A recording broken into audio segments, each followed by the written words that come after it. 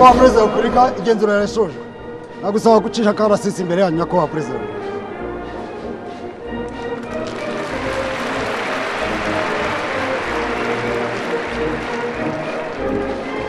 Dushimire nyakubahwa. If Rwanda accept to hand over them and to bring them to the justice, the problem will be finished.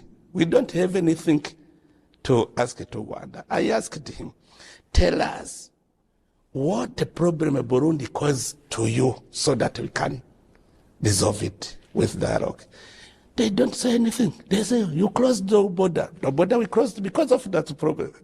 There's not another problem. Uko ibintu byose bimeze aho bigeze. Uku kubaka imitwe y'interahamwe ku mupaka w'u Rwanda guhera mu majyaruguru kugera mu majyepfo byo ntibizasubira.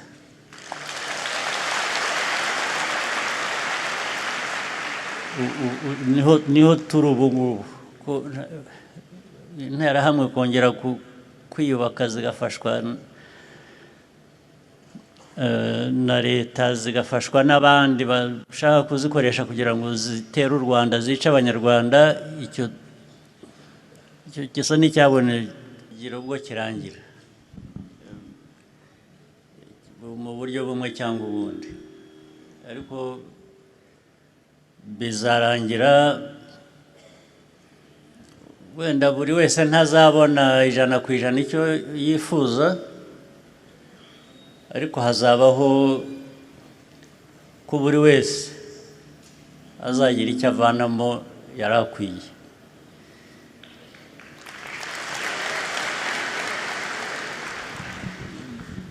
Byonyine aho ibintu bigeze, aho byatangiriye, iyo abantu bashaka amahoro bakumvikana bagaha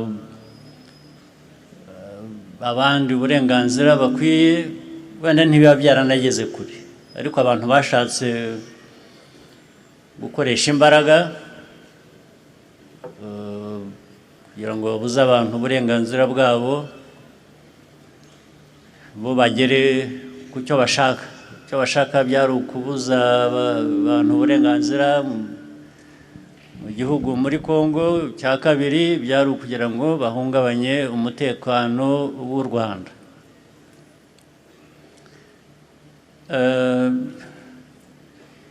Aho ibintu bigeze ubu biragaragara ko imbaraga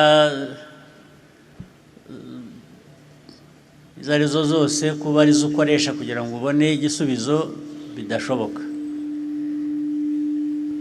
Iyo biza kuba bishoboka, ntabwo ibice byo muri Kongo y'uburasirazuba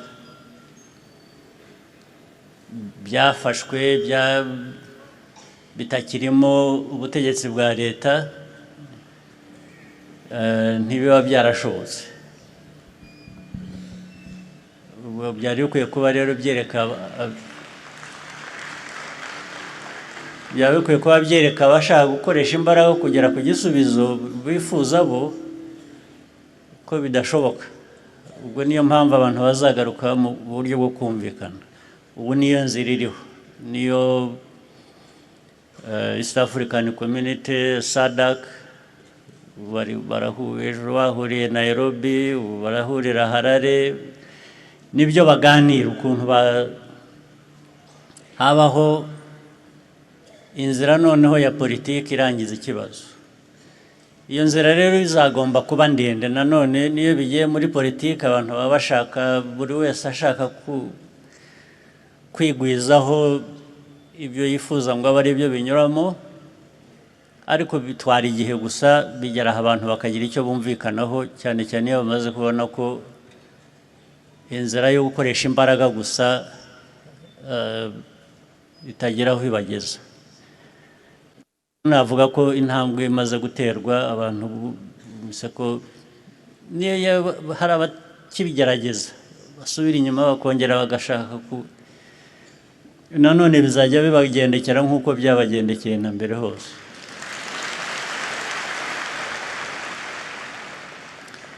Ariko ikindi nakubwira,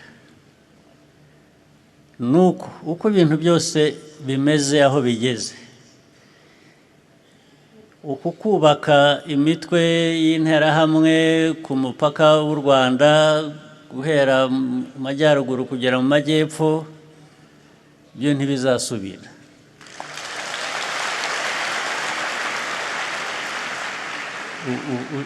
Niho turi ubu ngubu, interahamwe kongera kwiyubaka zigafashwa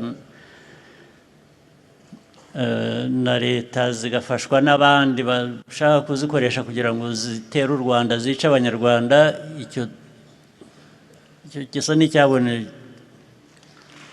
umuti.